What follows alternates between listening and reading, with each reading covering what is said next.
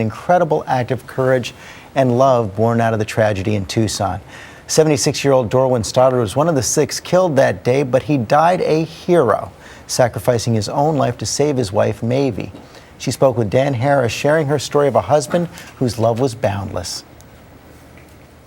Mavie Stoddard may be recovering from both gunshot wounds and profound psychic wounds, but get her talking about her husband Dorwin and she'll tell you a good story and even make you laugh. He was in my class in 6th grade, and he was my boyfriend. I was the first girl he ever kissed. He had to improve for 50 years in order to get me. What she means by that is Dorwin, or Dory as she calls him, moved away when she was 13. They both got married to other people. Dory had 4 sons. Mavie had 4 daughters, 3 of whom are surrounding her during this interview.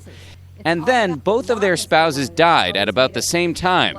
And so after 50 years, Mavie and Dory reconnected. I wouldn't kiss him because I didn't want to get married and I knew he wanted a wife. Finally, one day, he put a TV cabinet together for me, and I felt I owed him a real kiss. And within months, they were married. For 15 years, they put 92,000 miles on their RV, traveling all over the country. Your marriage sounds like it was really fun. He put me in fairyland and made me the princess. But then last Saturday morning, they decided to go see their Congresswoman, Gabby Giffords, and they got caught in the crosshairs. We both must have had the same idea, we need to get down.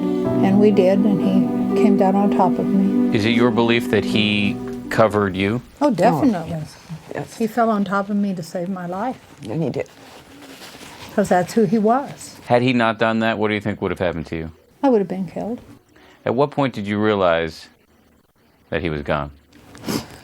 I held his head on, somehow I got out from under him and sat down flat on the concrete and held his head on my lap and talked to him. First telling him to hang in there, the ambulance was coming, but with that type of injury, it's probably better he didn't. I didn't realize I was shot till we got to Northwest Hospital. She'd been hit 5 times in the legs, but now she's up and around, surrounded by family and displaying extraordinary strength. I'm feeling well. I'm hurting a little bit, but mainly I'm good. I'll get through this. He gave his life for me. I have to live mine for him and make something more of it. And as she soldiers on, she says her husband Dory has left behind an example of heroism that she will now try to live up to. I don't give hate to this young man. He ruined a lot of lives, but he also ruined his own. I feel very, very sad and sorry for him. For Good Morning America, Dan Harris, ABC News, Tucson, Arizona.